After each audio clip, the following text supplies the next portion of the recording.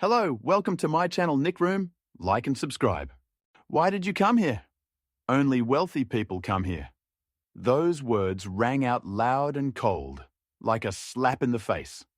A 12-year-old boy froze at the doors of the luxurious barbershop. His eyes darted between the sparkling mirrors, gilded frames, and leather chairs where well-groomed men and women sat, quietly chatting with their stylists. He had only come for a haircut. But instead of a smile, the administrator greeted him with an icy smirk. "Sorry, but you'd better look for another place," the administrator continued, folding his arms across his chest. "Our clients here are special. We serve people who can afford a certain level." The boy blushed, not knowing what to say. His fingers tightened on the sleeve of his old jacket. At that moment, his parents walked in, his father in a sharp suit and his mother in an elegant dress. Both looked dignified and confident, but they immediately noticed how their son had been pushed back toward the door. "What's going on here?" the father asked in a calm but firm voice. The administrator pressed his lips together, as if choosing his words. "Your boy must have come to the wrong place. We serve premium-class clients." Silence fell in the salon. A few customers watched the scene in secret, while others whispered openly, casting sideways glances at the boy. The mother stepped forward and placed her hand on her son's shoulder. "Are you trying to say our child has no right to get a haircut here just because he is?" Her voice trembled, but her gaze remained steady. "Black?" The administrator hesitated, then quickly found an excuse. No, of course not. It's just that we have a certain atmosphere here. A specific circle of clients. We don't want any misunderstandings." "Misunderstandings?" The father raised an eyebrow. "So, a misunderstanding is our son." The boy stood silent, but his cheeks burned with shame. He felt small and humiliated, as though his worth was defined not by his character, his kindness, or his dreams, but by the color of his skin. One of the barbers, a young man in uniform, stepped forward, but the administrator's glance stopped him in his tracks. It was clear, even those who wanted to help were afraid to go against the salon's rules and policy. "We can pay for the service," the father said calmly. "And believe me, we can pay more than many of your clients. But this isn't about money. It's about respect." The administrator only shook his head. "Sorry, but we reserve the right to choose our clients." Those words hung in the air, heavy as stones. The boy's mother took a deep breath, her eyes flashing. "Then know this. Today, you didn't just humiliate our son. You showed him that the world can be cruel and unjust, but also know such lessons are never forgotten." The staff exchanged tense glances. Whispers filled the room. Some people shook their heads in disapproval, while others smirked approvingly, as if supporting the administrator. The boy had been silent all this time, just watching. Inside him grew a feeling he couldn't quite name, a mix of pain, resentment, and determination. His father wrapped an arm around his shoulders, and his mother gave him a soft smile, showing him he wasn't alone. But the humiliation he felt would stay with him for a long time. "Let's go, son," the father finally said. "We won't ask for respect where there is none." They left, leaving behind a heavy silence and thick tension. Voices soon rose again in the salon, but the scene etched itself into everyone's memory. Some felt awkward, some smugly satisfied, and others wondered, was luxury and prestige really worth humiliating a child? For the family, this was only the first step. They left in silence, but their eyes were full of resolve. None of the staff yet knew that within a week everything would change. For now, the salon carried on with its life, clinging to its sense of exclusivity. But time was moving forward, and with it grew the awareness that true worth is measured not by money or the color of one's skin, but by respect for a person. The story remained unfinished. But even that day, it was already clear. The consequences of this scene would be far more serious than just being denied a haircut. "Why did you come here?" Only wealthy people come here. Those words haunted the boy all week. He remembered them again and again. At school, at home, even in his sleep. That day, he had felt small and unwanted, as if there were no place for him in this world. His parents tried to comfort him, explaining that it wasn't about him, but about the prejudice and cruelty of people. Yet a child's heart still held on to the hurt. The salon from which they had been driven away glittered with its showcase on the city's main street. People walked in and out with well-groomed hairstyles, smiling as if they found a piece of their own grandeur there. But every time the boy passed by, he turned his eyes away. Yet there was another son in the family, the older brother. He was 17, taller, stronger in character, and far sharper in words. If the younger one locked himself up and suffered silently, the older was always ready to fight back. A few days later, he decided to go to that very salon himself. "Are you sure you want to go there?" his mother asked, noticing his determination. "I'm sure," he answered firmly. "I want to look them in the eyes. I want them to understand they can't treat us like that."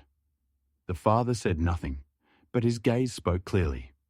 Be careful. When the older son entered the salon, the same crystal chandeliers sparkled, the same soft chairs awaited, the same scent of expensive lotions lingered in the air. Several employees immediately looked up. Some recognized him by his features, some by his skin tone. The atmosphere tensed at once. "Good afternoon," he said confidently, stepping up to the administrator's desk. "I need a haircut." The administrator, the same man who had thrown out his younger brother, frowned.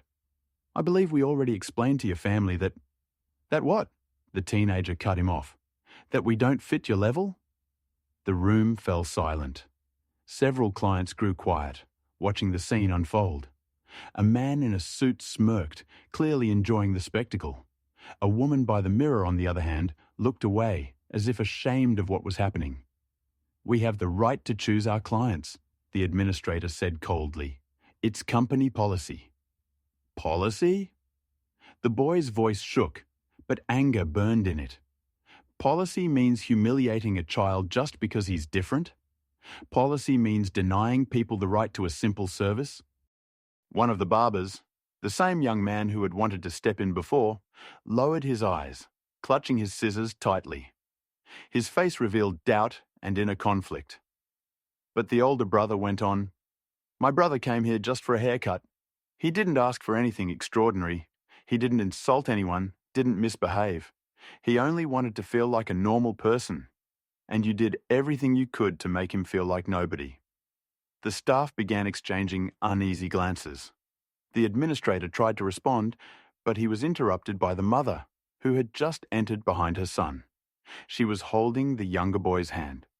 "I brought him here again," she said, "not because we like your establishment, but because I want him to learn to face injustice head on."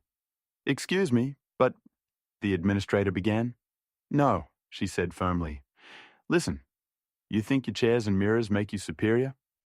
That the expensive suits of your clients give them the right to decide who is worthy and who is not. But do you know what my son sees? He sees adults who are too afraid to admit the truth, that behind your polished facades, you're hiding weakness and fear." The younger boy stood beside her, still embarrassed, but with his brother and mother at his side, he felt braver. The older brother laid a hand on his shoulder and added, "We can leave right now, but remember this. Every word you say, every action you take, will stay in his memory. You are teaching him to hate this world when you could be teaching him to trust it." The administrator turned pale, and again silence filled the room. Then one of the clients rose from his chair and said, "You know, the boy's right. I'm ashamed that I witnessed all of this and said nothing." The words came unexpectedly. The staff exchanged uncertain looks. The administrator tried to keep his composure, but his confidence was crumbling. The mother, embracing both sons, said one last thing. "Remember this. Discrimination doesn't make you richer. It makes you poorer, in soul and in heart." And they left. Once again, the salon sank into oppressive silence. But now doubt had settled in the employees' minds. The clients too began to reflect. The smiles they used to mask their discomfort looked forced and hollow. The salon still shone with lights, but after these 2 visits, it was no longer the same. As if the atmosphere of luxury itself had cracked, revealing something ugly beneath. None of the staff yet knew that very soon they would face a much stronger blow. But that time had not yet come. Why did you come here? Only wealthy people come here? That phrase had become like a shadow that followed the family. It echoed in the boy's mind every morning, reminding him that his attempt to get a simple haircut had turned into humiliation. At home, the silence was tense. The parents tried to speak calmly, but the children could feel how deeply the incident had wounded them. The mother increasingly looked at her sons with a long, worried gaze, as if silently asking herself, "How do I protect their souls from growing bitter?" The father withdrew into himself, a man respected in society, unable to accept that his children were considered outsiders in their own city simply because of the color of their skin. A week passed. The younger son avoided conversations, but each time they passed the salon, he lowered his eyes. The elder, on the contrary, burned inside. In his heart grew a determination to change something, to prove to those people that their family was no less than anyone else.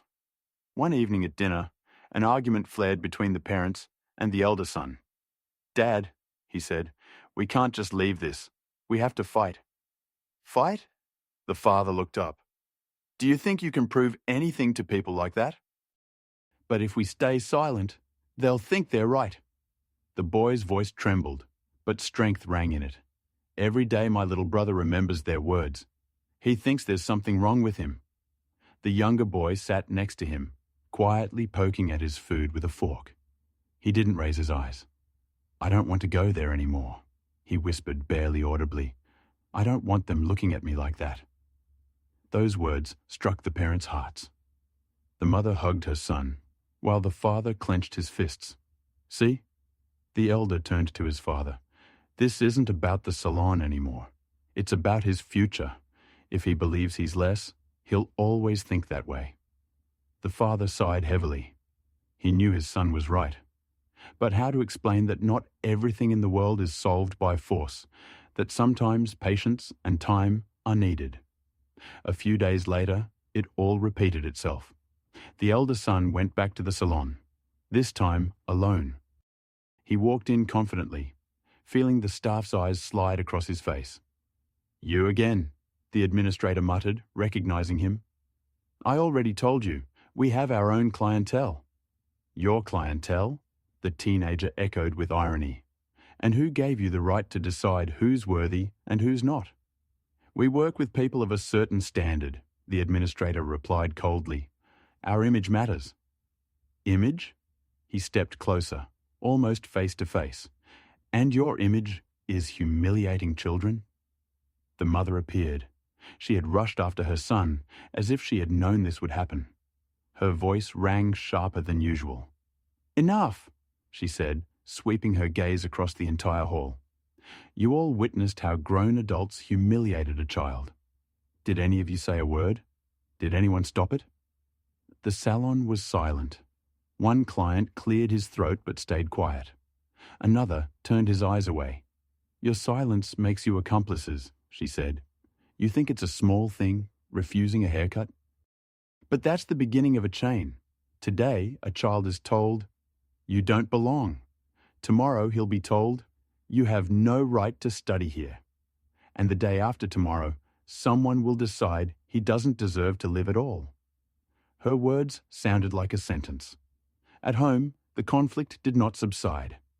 The elder son was filled with determination. "We must act, Mom. If we just talk about justice, nothing will change." The mother tried to calm him.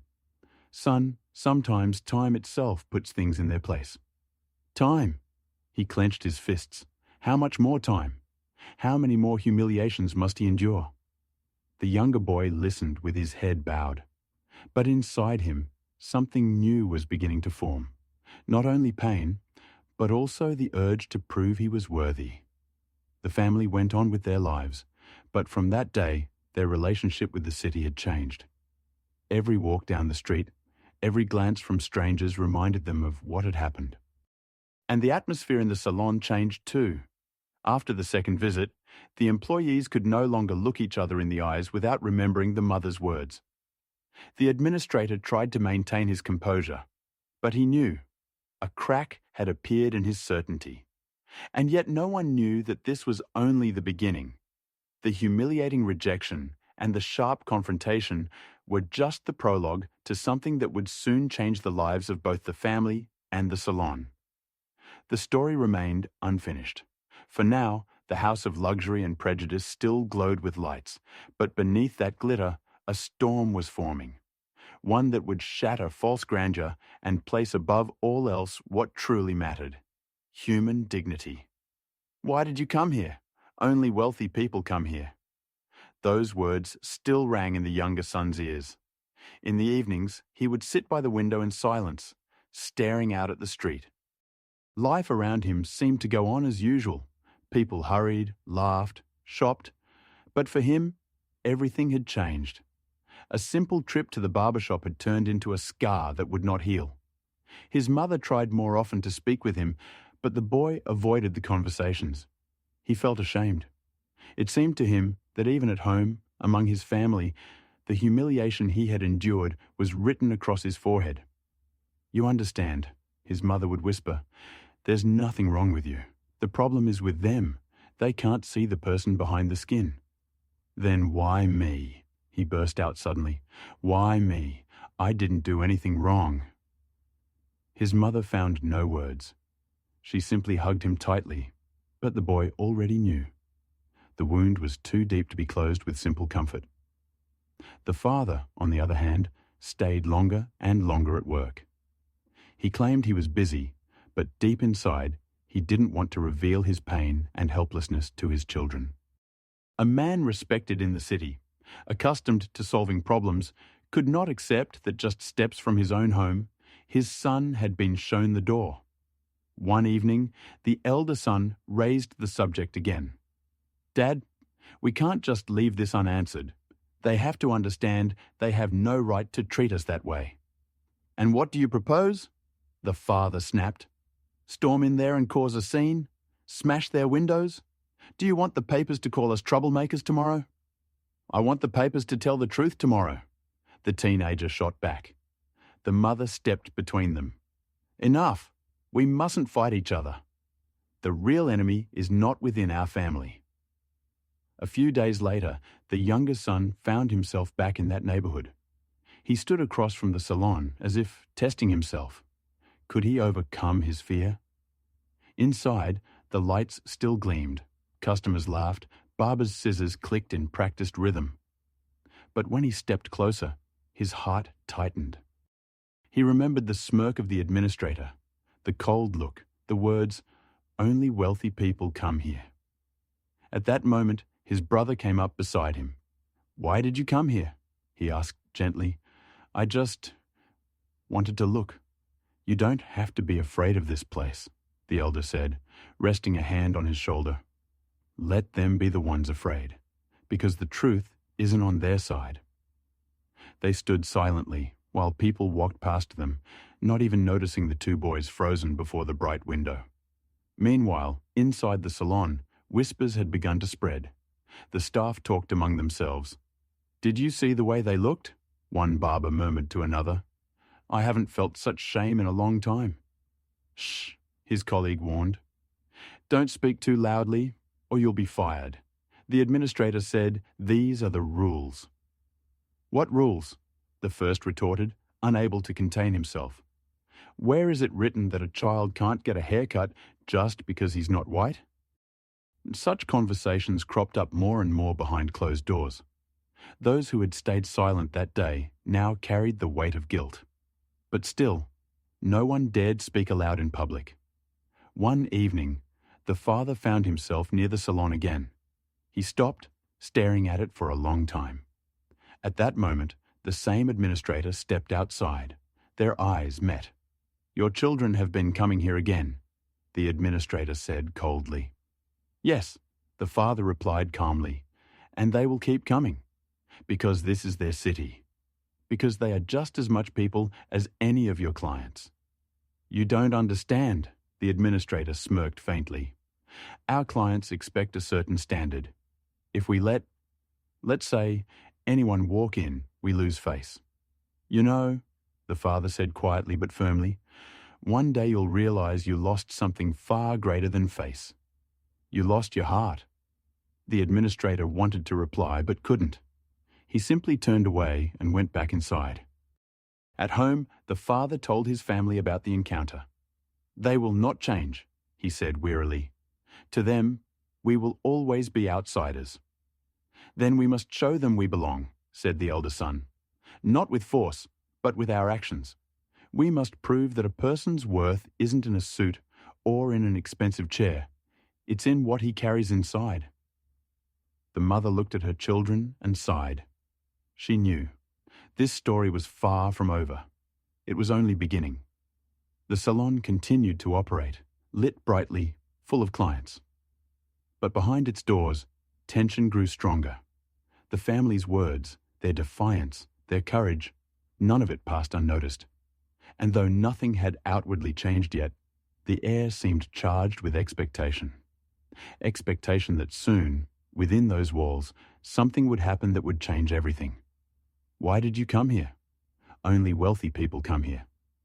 Those words had already become a symbol, a bitter reminder of what had happened in the barbershop. The family tried to move on, but the shadow of humiliation pursued them. The younger son still withdrew into himself. The elder seethed with anger. The mother tried to smooth things over, and the father kept a cold silence. He knew.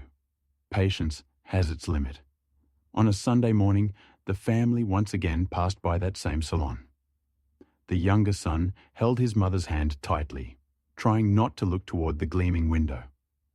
But suddenly, the father stopped. "Let's go inside," he said, his voice unexpectedly firm. The mother looked at him with worry but did not protest. The elder son nodded. The younger one turned pale, but silently followed. When they entered, it was as if the salon itself froze.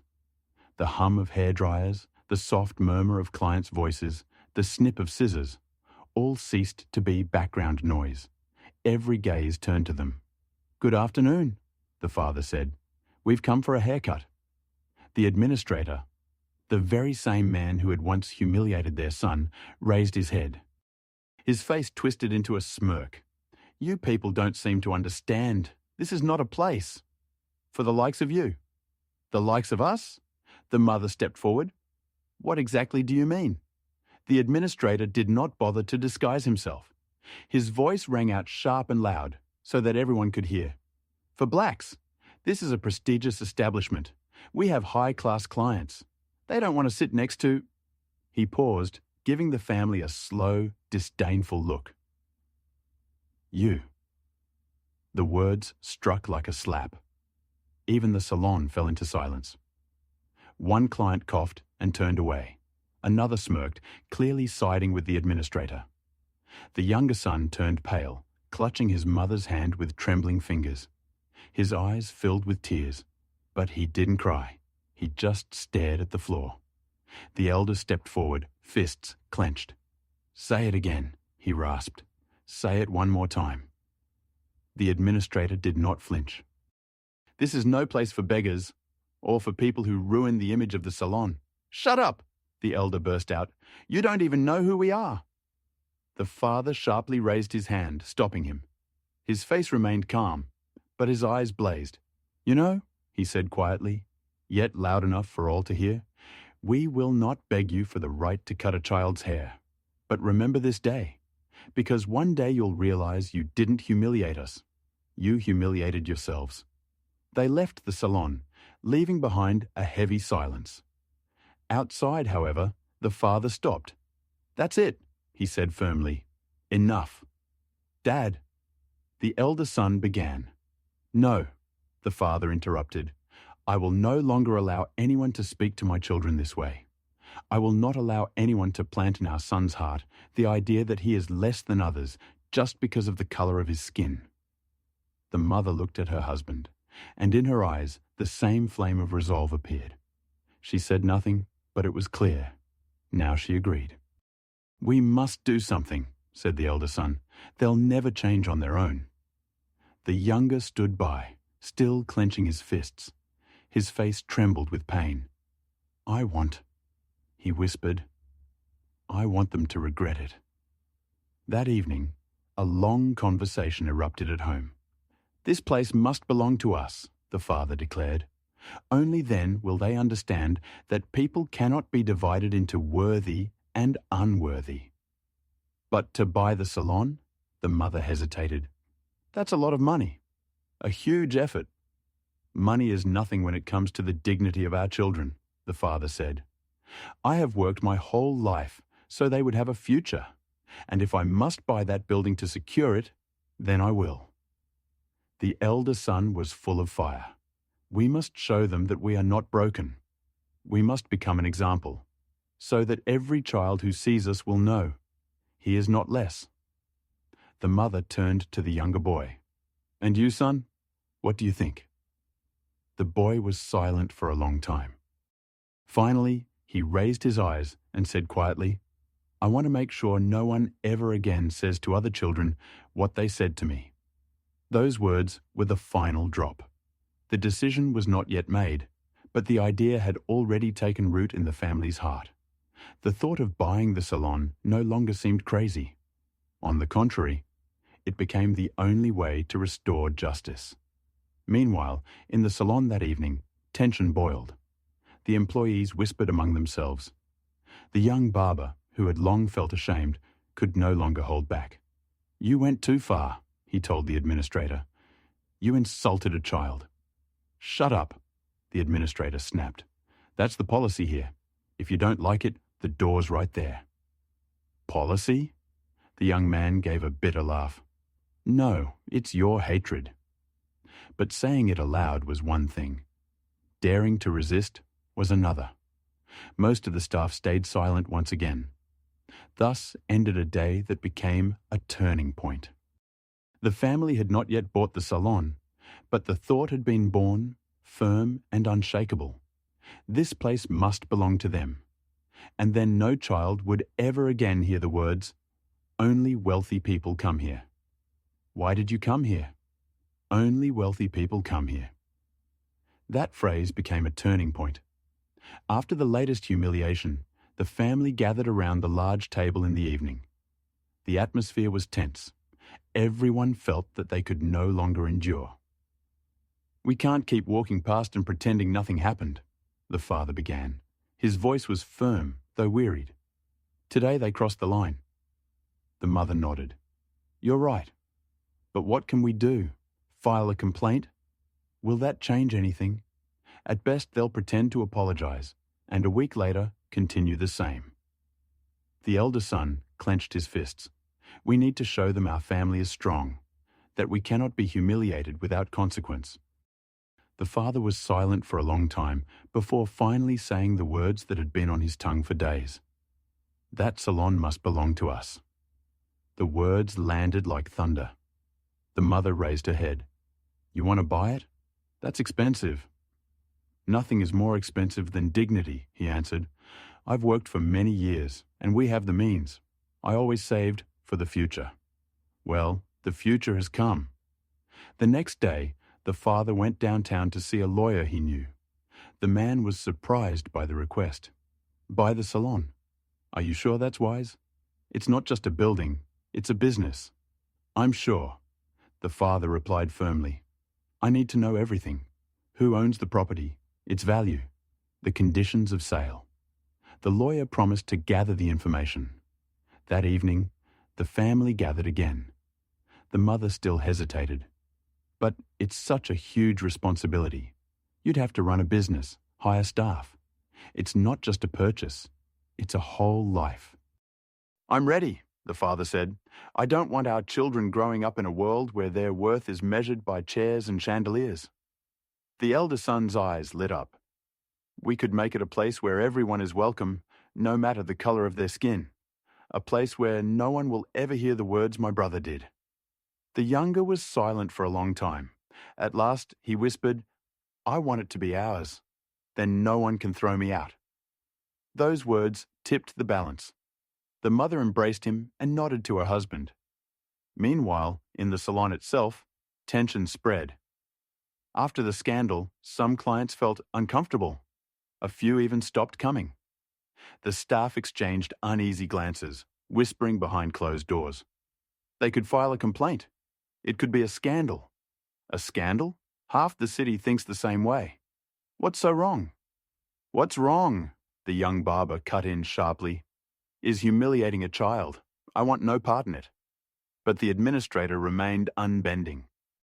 They'll achieve nothing. We have prestige, we have clients. Their family are just outsiders. He did not yet know that a different reality was already forming outside his doors. A few days later, the lawyer called the father. "I've learned everything. The property and business belong to a private owner. He's not against selling, but the sum will be considerable." The father thanked him and hung up. He knew the decision was final now. That evening, he gathered the family. "I've learned all the details," he said. "It's possible. Not easy, but possible. We'll need to invest money and effort, but if we commit, the salon can be ours." For the first time in a long while, the elder son smiled. "Then let's do it. I'll help however I can." The younger raised his eyes. "And if they laugh at us even more?" The father pulled him into his arms. "Let them laugh. Tomorrow, they'll walk into the salon and see that the owners are your family." The mother still hesitated, but deep down she knew. This was their chance. Not only for themselves, but for the entire city. And though the deal was not yet done, the thought of buying the salon had already taken root in their home. It became the subject of conversations, plans, and hopes. The family felt it. A new story was being born before their eyes. A story where humiliation would turn into strength. "Why did you come here? Only wealthy people come here." Now those words sounded not just like an insult, but like a challenge. After long discussions, the family made their decision. They would truly attempt to buy the salon. The lawyer had prepared the documents, and the father arranged a meeting with the owner of the establishment. That day, the whole family felt the weight of anticipation. Even the younger son, usually so quiet, listened intently to the adults' conversations, secretly dreaming that one day he would sit in one of those chairs without anyone ever driving him away. The meeting took place in the office of the salon's owner, an elderly man with cold eyes. The father spoke with confidence. "We would like to discuss the possibility of purchasing the salon. I've reviewed the terms and am prepared to offer a price that should satisfy you." The owner studied him carefully, then glanced at the mother, and finally down at the papers on the table. "Forgive me," he said, "but I must be honest. I have my doubts." "Doubts?" the father asked.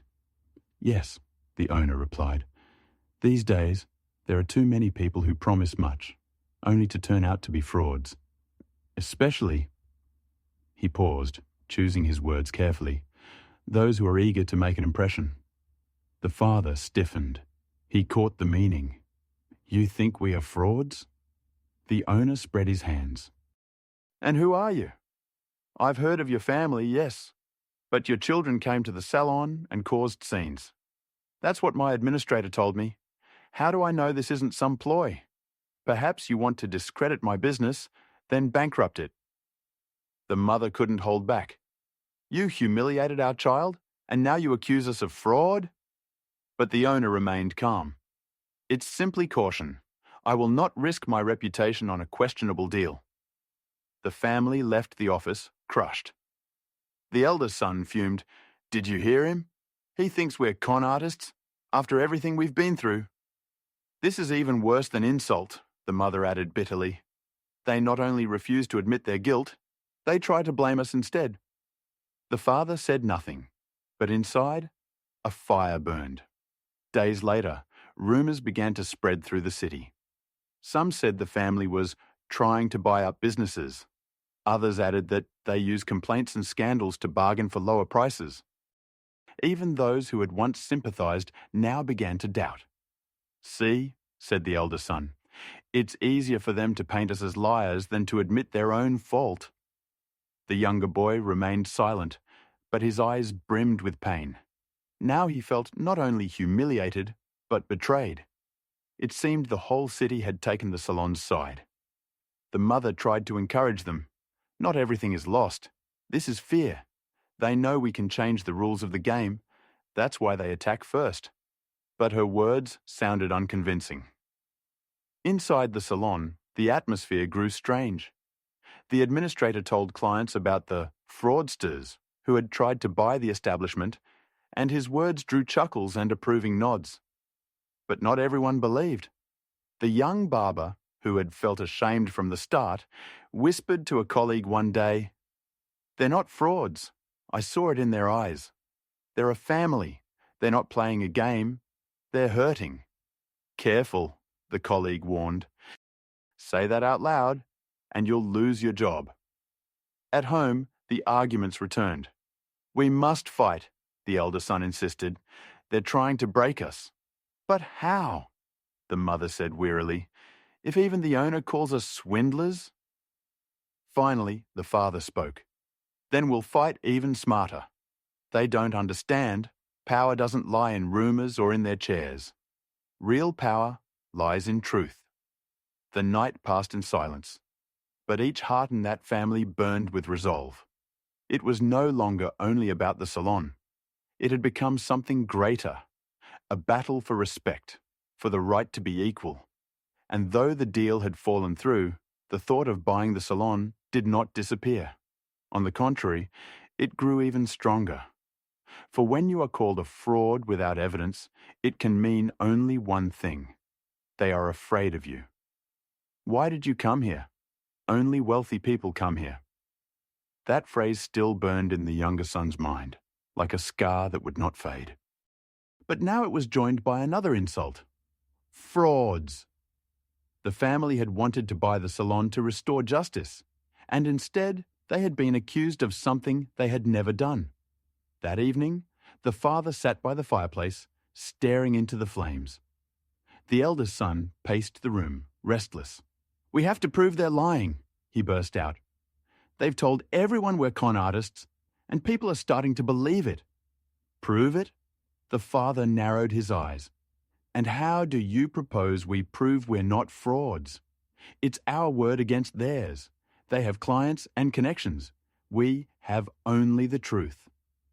The younger son sat beside his mother, listening in silence.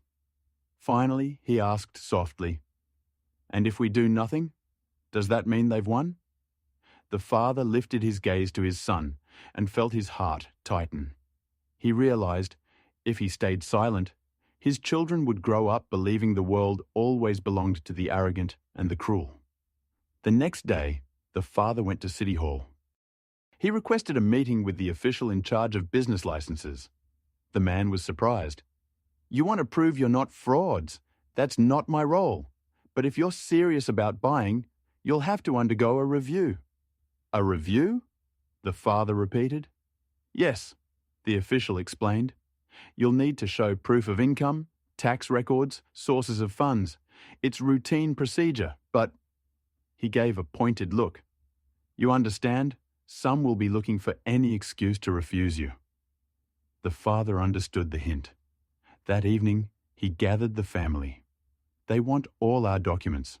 They're searching for a pretext to brand us liars again. But we'll go through with it.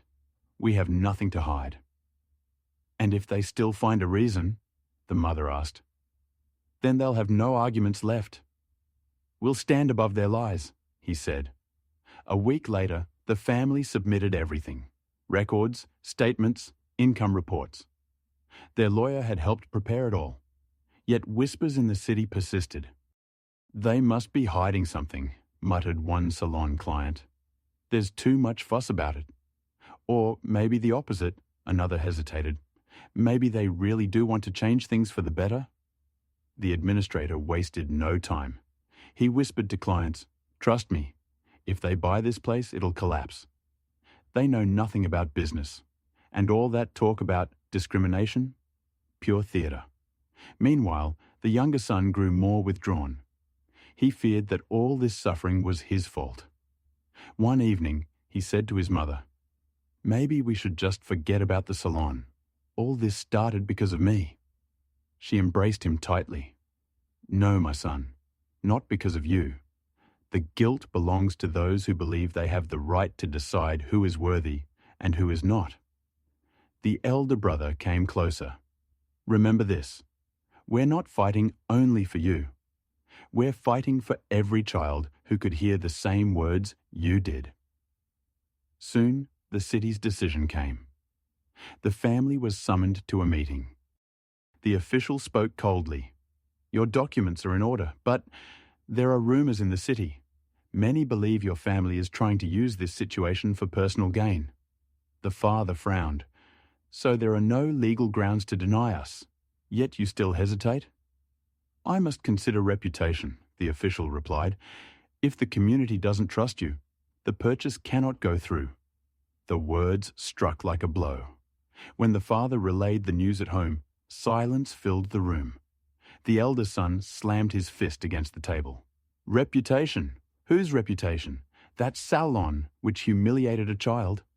"Quiet," the mother said softly. "This only means one thing. They're afraid of losing their privileged place." The father sighed deeply. "They won't let us buy. Officially, we're suspicious. To them, we are frauds." The younger son pressed his lips together. For the first time, he looked his father straight in the eye and said firmly, "Then we must become stronger. Strong enough that one day they'll beg us to buy their salon." His words stunned the adults. For the first time, the younger son spoke not as a child, but as someone who had tasted injustice and chosen to fight it. The father nodded slowly. "Very well, then we will wait. We will plan. And when the day comes that they falter, we'll be ready." Meanwhile, more and more chairs in the salon sat empty. Some clients didn't want to be associated with scandal. Outwardly, everything looked the same. Gleaming mirrors, soft chairs, chandeliers glowing. But the atmosphere had shifted. The staff knew the family's name was on everyone's lips now. And though the city had officially denied them, a shadow of doubt had fallen over the prestigious establishment. The family felt as though they had lost. But in truth, it was only the beginning. "Why did you come here?" "Only wealthy people come here." That phrase still tormented the younger son and his parents. Even after they had been denied the chance to buy the salon and branded as frauds, the family could not leave things as they were. In one sense, they had suffered defeat.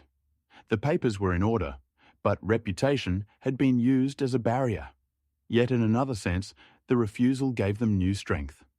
"So it all comes down to rumors," the elder son said one evening. "Not documents, not facts, just gossip." "Yes," the father agreed. "They've made us outsiders in the eyes of the city. But if they think that will stop us, they're gravely mistaken." The mother sighed, but the doubt was gone from her eyes at last. For the first time, she agreed fully. "We must find another way." A few days later, the family went to church, where many townspeople gathered. The pastor, a respected and influential man who knew them well, invited them to speak after the service. "I've heard what happened," he said after listening to their story. "I believe you. I know you're not frauds. But understand this. Many people here are used to the idea that there are insiders and outsiders. That doesn't change in a single day." "But we have to do something," the elder son said passionately. "Otherwise, they'll keep doing this to others." The pastor nodded. "I will help you. I can't force the owner to sell, but I can arrange a meeting with people who will support you.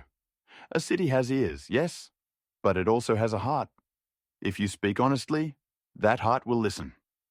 A week later, a gathering was held in the local cultural centre. The family agreed to tell their story publicly. The hall was full.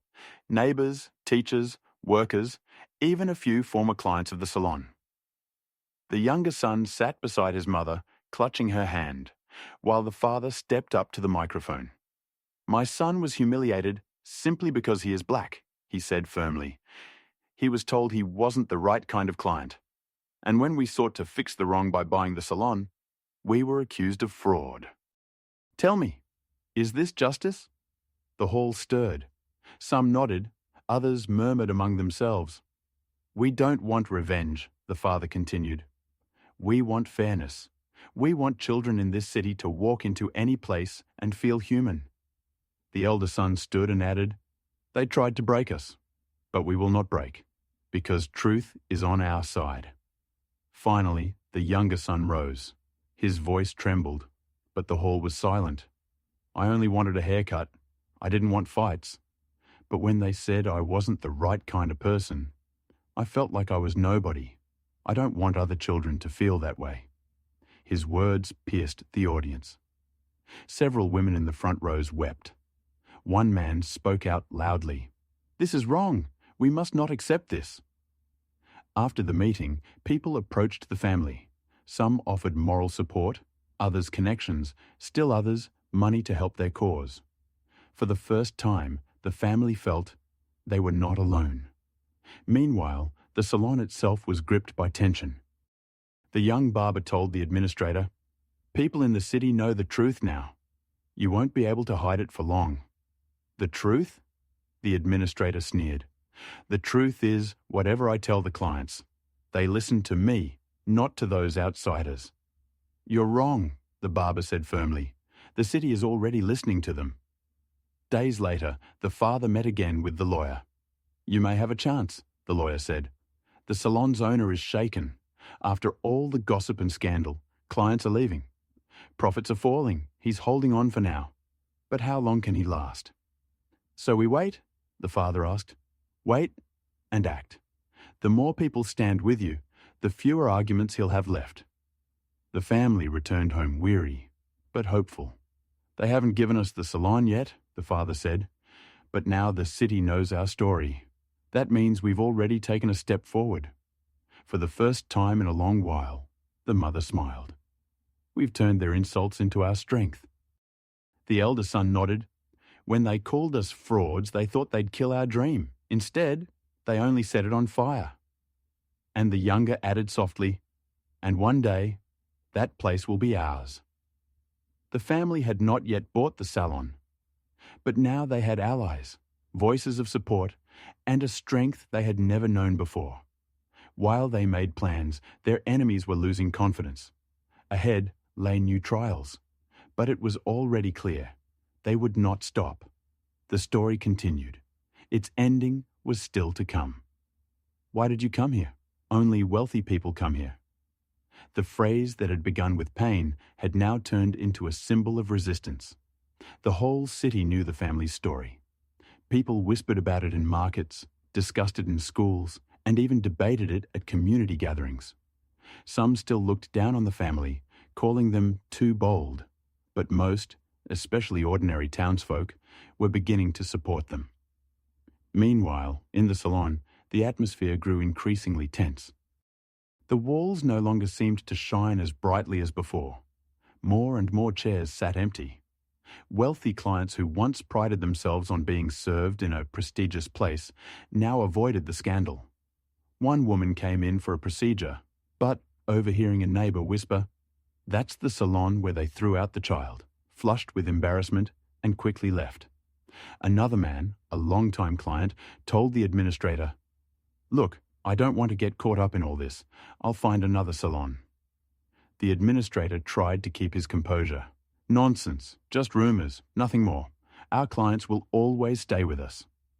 But the barbers exchanged uneasy glances. They could see the situation was dangerous. One young employee, the same who had always sympathised with the family, finally spoke up. "If this keeps going, we'll lose everything, and you just keep lying." The administrator only waved him off. "Let them talk. We're above it." At the same time, the family was not idle. The father, with the lawyer's help, began negotiating with community organisations. They all understood. The salon's owner was holding on, but with each passing day, his position weakened. He'll start looking for a way out, the lawyer said. If the losses continue, he'll have to sell. The only question is, to whom? To us, the father replied firmly. Only to us. At one community meeting, the mother finally spoke publicly for the first time. Her voice trembled, but her words carried power. They called my child unsuitable. But a child cannot be unsuitable. A child is life. A child is the future. If we let them keep dividing people, then tomorrow it will happen to each of us. The hall erupted in applause. Afterward, people came up to her, shaking her hand, promising support. See, Mom, the elder son said afterward, they're starting to believe. They see us, not the rumors. The younger added quietly, then they need to see even more. Gradually, the city itself began to split. Some continued to defend the salon. It's a business. They have the right to choose their clients. But more and more stood with the family. In shops, at bus stops, on street corners, the story was alive. If they buy the salon, I'll go there, one woman told her neighbor. I'd go tomorrow, added another man. Let them show it's possible. The owner of the salon felt the pressure. He summoned the administrator. You said everything was under control, but profits are falling. What's going on? It's temporary, the administrator insisted. We'll recover. People always come back for quality. Quality? The owner slammed his hand on the desk. What quality when the reputation is destroyed? Every day I hear about that scandal. They're getting what they want. The administrator turned pale but stubbornly said, We can't give in to them. If we sell to that family, we'll lose face completely. The owner said nothing. Deep down, he knew the administrator's obstinacy could cost him the entire business. Meanwhile, the father gathered his wife and children. I don't know how much longer this fight will last, he said, but I can see we've already changed something. They can no longer feel untouchable. The elder son's eyes blazed. Then we must go all the way. When he's ready to sell, we have to be first. But how? The mother asked. They already refused us.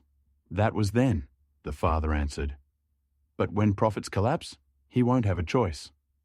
The younger son listened closely. For the first time in a long while, a spark of hope lit his eyes.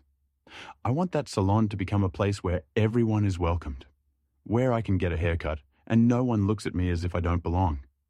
His mother stroked his hair. It will happen, son. We'll do everything to make it so. And in the city, the voices grew louder. That salon isn't what it used to be. They're going under. If the family buys it, that will be justice. People who once stayed silent now spoke openly. The owner hesitated, but time was working against him. The family had not yet bought the salon, but every day brought closer the moment when the old masters would be cornered, and then truth would stand above all else.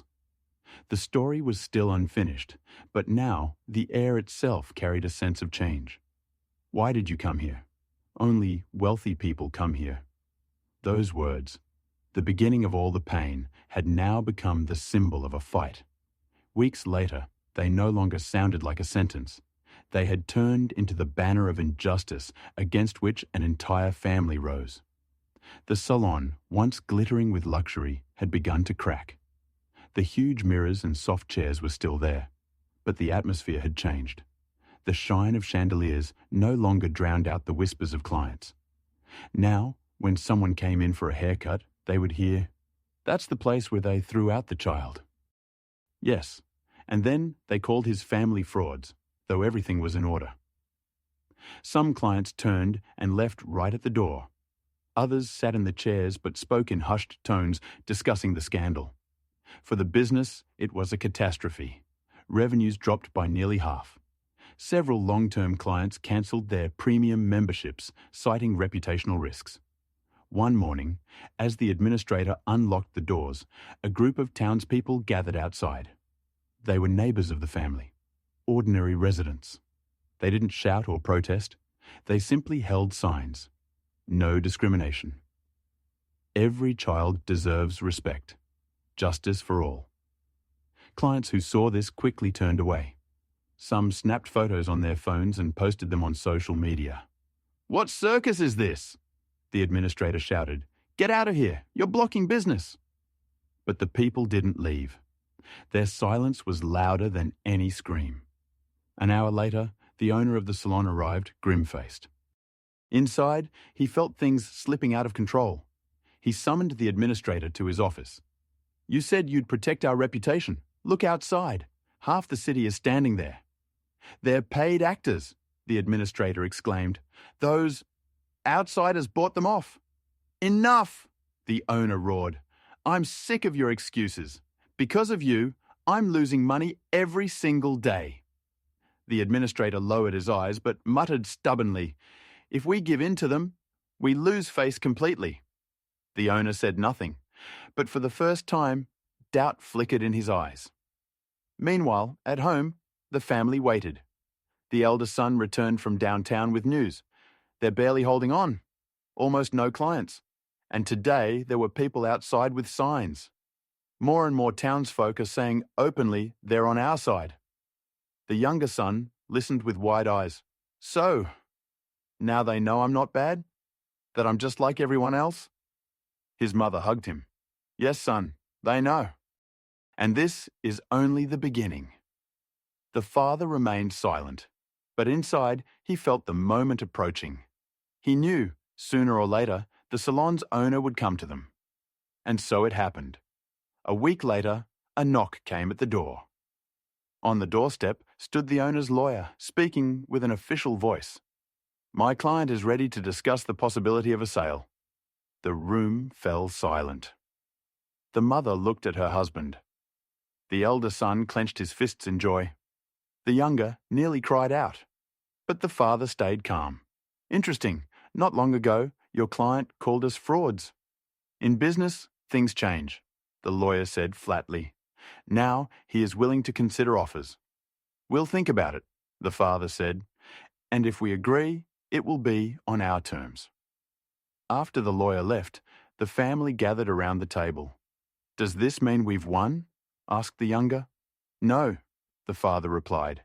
"It means they've realized truth is stronger." "But victory will come only when we turn that place into a symbol of justice." The elder son smiled. "And we will." Meanwhile, inside the salon, the staff whispered about the coming change. "Did you hear? The owner wants to sell." "Yes, and to the very people he once called frauds."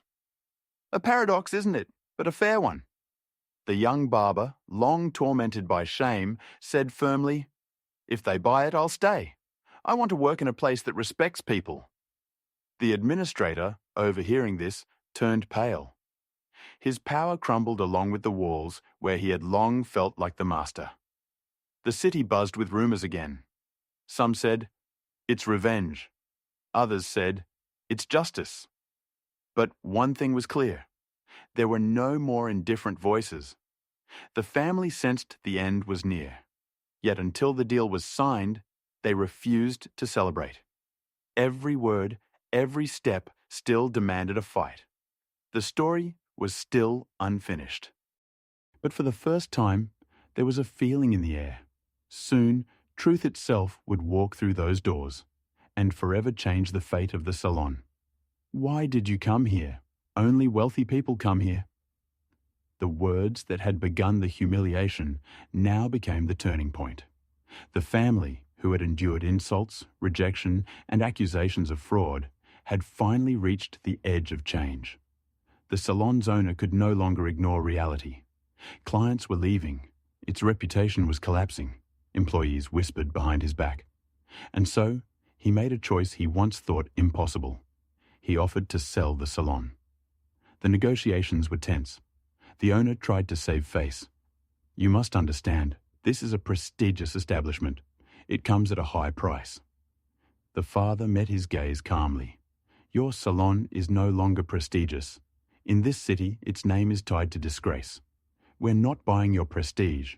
We're buying walls, chairs, and mirrors." The lawyer flipped through the papers. The mother listened carefully to every word. The elder son contained his excitement. while the younger sat close, for the first time feeling that all of this was happening for him. The owner tried to push the price higher, but everyone knew he was cornered. His business was crumbling before their eyes. After hours of talks, he gave in. "Fine," he sighed heavily. "The salon is yours." When the family walked out of the office, fire burned in their chests. For the first time in weeks, the father smiled. The mother embraced her younger son. The elder voiced what they all felt. Now they will never again say we don't belong. Within days, the deal was official. The city erupted with news. "Did you hear? They bought the salon." Unbelievable. The very ones who were thrown out are now the owners. Some rejoiced, calling it justice. Others fumed, "How could this happen?" But no one was indifferent. The first day under new management became an event. That morning, the family entered the salon, each step echoing. The younger son froze at the doorway, remembering the humiliation he had once faced there. But now he walked in proudly, beside his parents.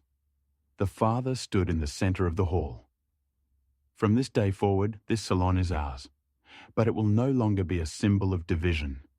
From now on, it is a place where every person is respected." The employees gathered around. The young barber stepped forward. "I'm glad. I'm staying. This can become a place where a new story begins." The mother smiled. "It will. We'll make this salon an example for the whole city." The administrator, who had once insulted the boy, stood in the corner, pale. He tried to protest.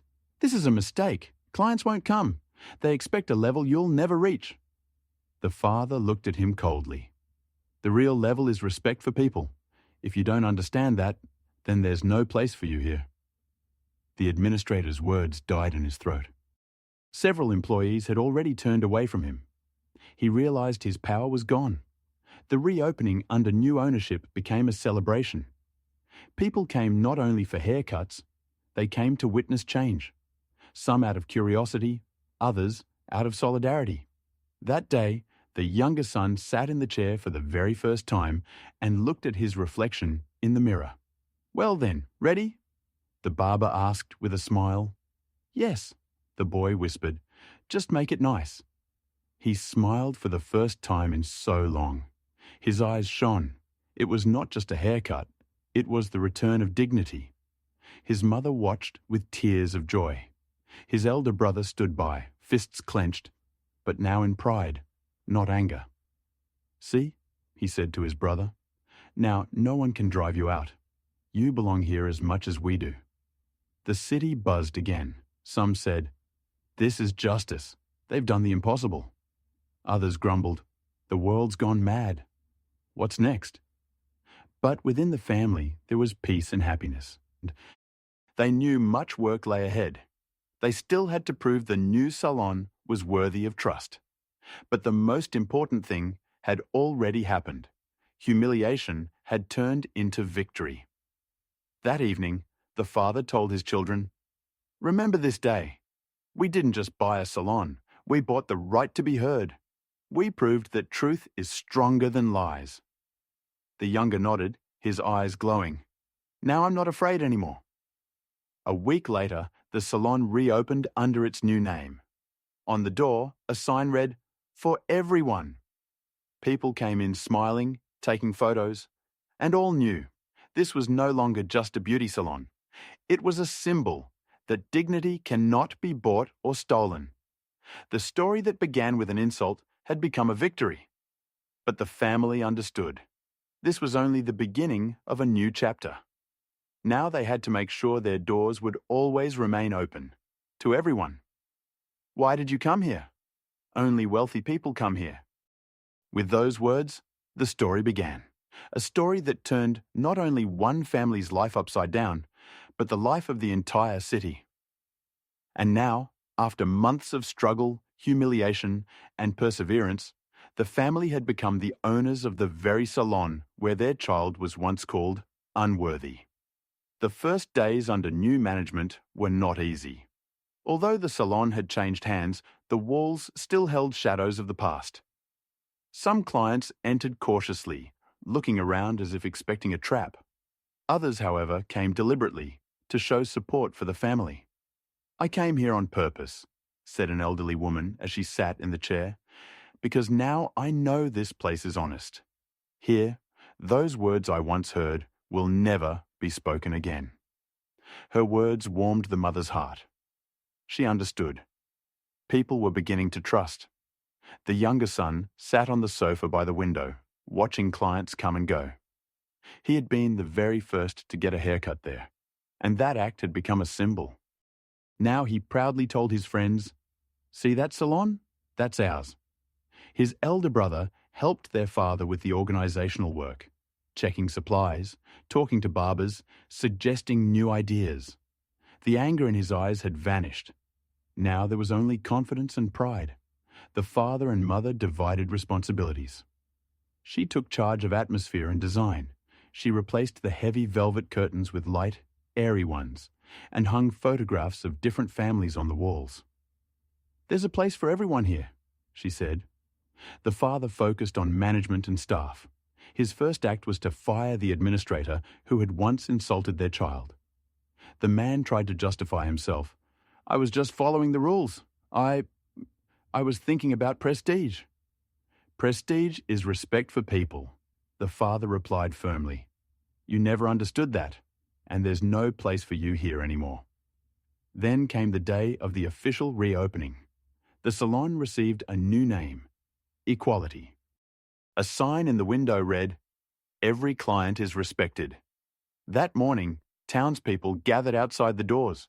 Some came out of curiosity, others to congratulate, others simply for a haircut. But everyone understood. This was more than the opening of a business. It was a new beginning. The pastor, who had supported the family through their hardest days, gave a speech.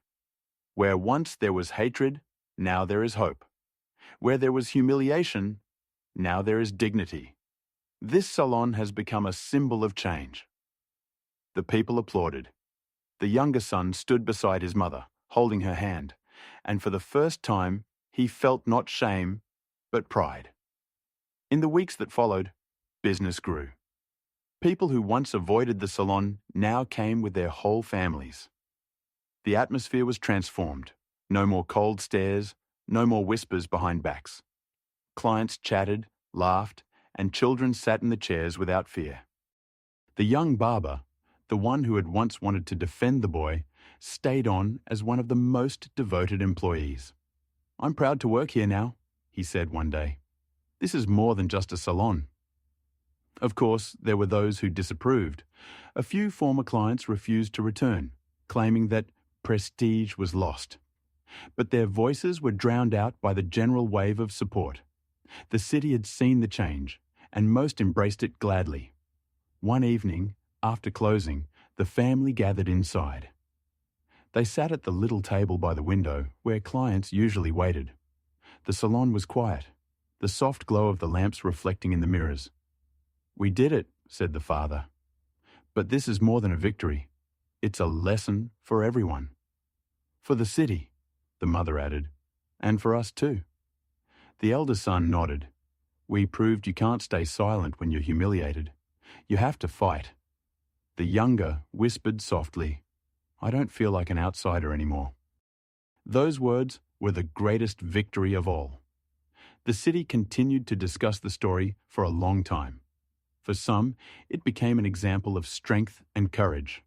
For others, a reminder that times were changing. But no one could deny it anymore. This salon had become a symbol of justice, and everyone who entered saw a photograph on the wall, the little boy smiling in the barber's chair. Beneath it hung an inscription: "There are no outsiders here, only people." Thus ended the story that began with humiliation. It became a victory, proving that family, truth, and determination can break down even the hardest walls of prejudice. The true ending wasn't simply that they had bought a salon. The true ending was that they restored their son's dignity and gave the city a new vision of what it means to be human. "We have won," said the father that evening, closing the doors.